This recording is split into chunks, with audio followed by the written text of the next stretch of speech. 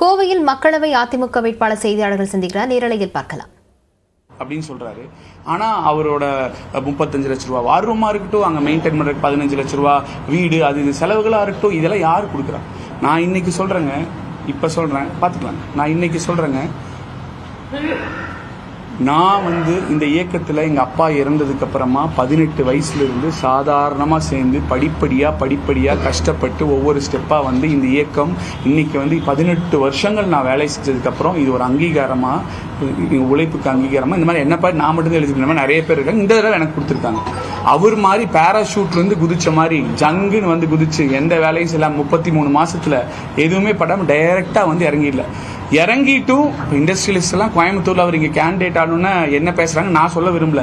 நீங்களே உங்க இண்டஸ்ட்ரியலிஸ்ட்ட போய் கேளுங்க, அவங்களுக்கு தொந்தரவு இருக்கா இல்லையான்னு. நான் சொல்லல, அதை நீங்க கேட்டு தெரிஞ்சுக்கணும்.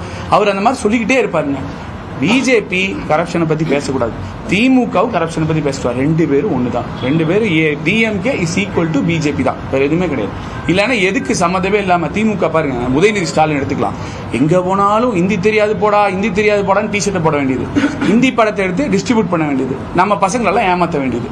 அதுக்கப்புறம் என்ன பண்ண வேண்டியது, ஹிந்தி எல்லாம் நம்ம முடியாது அப்படின்னு சொல்லிட்டு கேலோ இந்தியான்னு ஒரு ஈவெண்ட் நடத்த வேண்டியது. இப்போ கேலோ இந்தியாங்கிற ஒரு ஹிந்தி வார்த்தை, அந்த ஈவெண்ட்டை இங்கே நடத்தியே ஆகணும்னு யார் சொன்னா? இவரா போறாரு, பாஜக மோடி அவர்களை பர்மிஷன் கேட்கிறாரு, வர்றாரு, இங்கே நடத்துறாரு. அதில் ஸ்டாலின் ஆடுறாரு, மோடி பிடிக்கிறாரு.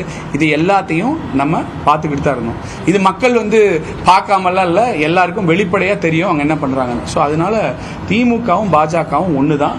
நீங்கள் இந்த கரப்ஷன்லையா இருந்தாலும் சரி, இந்த ஈவெண்ட் கேலோ இந்தியா ஃபங்க்ஷன் எடுத்தனாலும் சரி, ரெண்டு பேருமே ஒன்று தான்.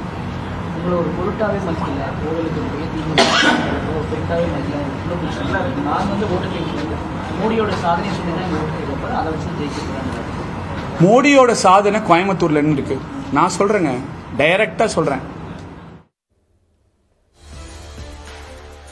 அதிமுக கோவை வேட்பாளர் சிங்கி ராமச்சந்திரன் தற்போது செய்தியாளர்களை சந்தித்து பல்வேறு குற்றச்சாட்டுகளை முன்வைத்து பேசியிருக்கிறார்.